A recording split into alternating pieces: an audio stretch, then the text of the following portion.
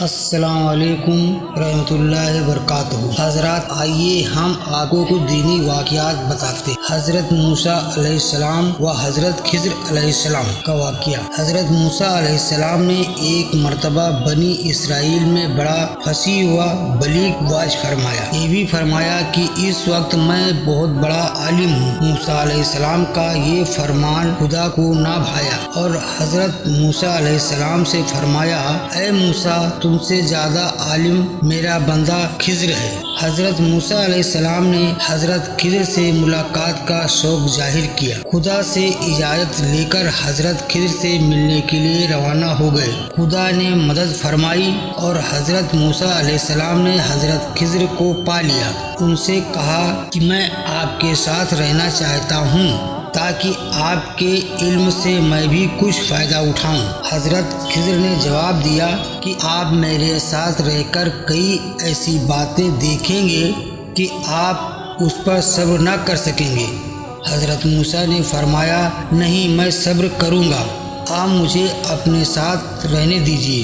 حضرت خضر علیہ السلام نے فرمایا، پھر میں چاہے کچھ کروں، آپ میری کسی بات پہ دخل نہ دیں گے۔ فرمایا، منظور ہے۔ آپ ساتھ رہنے لگے۔ ایک روز دونوں چلے، کشتی پر سوار ہوئے۔ کشتی والوں نے حضرت خضر کو پہچان کر مفت بٹھا لیا، مگر حضرت خضر علیہ السلام نے اس کشتی کو ایک جانب سے توڑ دیا اور عیبدار کر دیا۔ حضرت موسیٰ علیہ السلام یہ بات دیکھ کر بول اٹھے کہ جناب، یہ آپ نے کیا کیا کہ ایک غریب شخص کی جس نے بیٹھایا بھی ہمیں مفت ہے، آپ نے اس کی کشتی توڑ دی۔ حضرت خضر بولے، موسیٰ، میں نہ کہتا تھا کہ آپ سے صبر نہ ہو سکے گا، میری باتوں میں آپ دخل دیے بغیر نہ رہ سکیں گے۔ حضرت موسیٰ علیہ السلام نے فرمایا، یہ مجھ سے بھول ہو گئی، آئندہ احتیاط رکھوں گا۔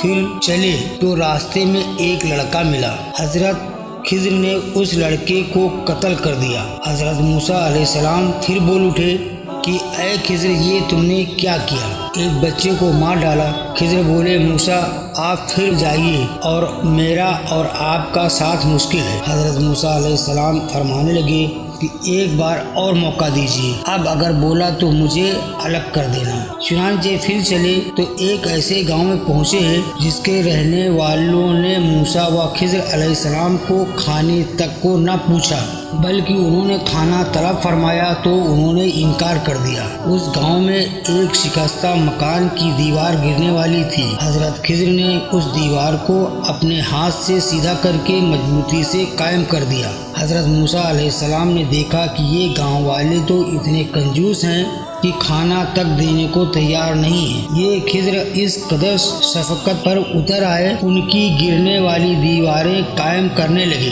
یہ دیکھ کر پھر بول اٹھے، اے خضر، اگر آپ چاہتے تو اس دیوار کے کھڑا کر دینے کی ان سے مزدوری بھی لے سکتے، مگر آپ نے تو مفت میں کام کر دیا۔ حضرت خضر بولے، موسیٰ، بس اب میری اور آپ کی جدائی ہے، لیکن جدا ہونے سے پہلے ان باتوں کی حکمت بھی سنتے جاؤ۔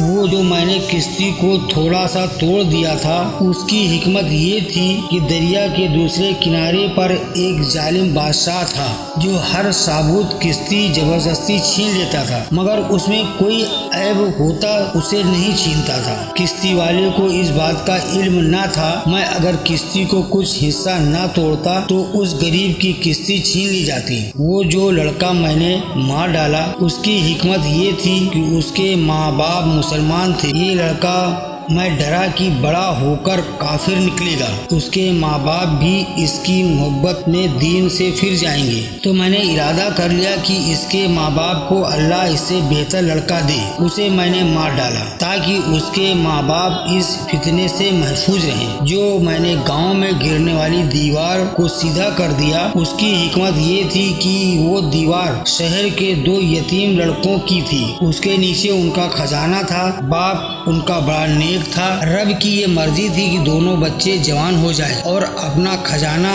آپ نکال لیں۔ یہ تھی ان باتوں کی حکمت جو آپ نے دیکھی۔ قرآن کریم پارہ 16 رکوع 1 روح البیان جلد 1 صفحہ 464۔ دین کی باتوں میں ضرور کوئی نہ کوئی حکمت ہوتی ہے۔ آدمی کو علم کی تلاش جاری رکھنی چاہیے، چاہے وہ کتنا بڑا عالم کیوں نہ ہو۔ یہ بھی معلوم ہوا کہ اللہ کے مقبول بندوں کو یہ علم ہوتا ہے کہ فلاں بچہ بڑا ہو کر مومن یا کافر ہوگا۔ یہ بھی معلوم ہوا کہ اللہ کے مقبول بندے جس بات کا ارادہ کر لیں خدا ویسا ہی کر دیتا ہے، کیونکہ حضرت خضر علیہ السلام نے اس لڑکے کو قتل کر کے یوں فرمایا تھا، بس ہم نے ارادہ کر لیا کہ ان دونوں کا رب انہیں اس سے بہتر عطا فرمائے۔ چنانچہ خدا نے حضرت خضر علیہ السلام کے ارادے کے مطابق ان دونوں کو اس سے بہتر عطا فرمایا۔ دوستو، ہمارے چینل کو سبسکرائب کریں، لائک اور شیئر کیجیے۔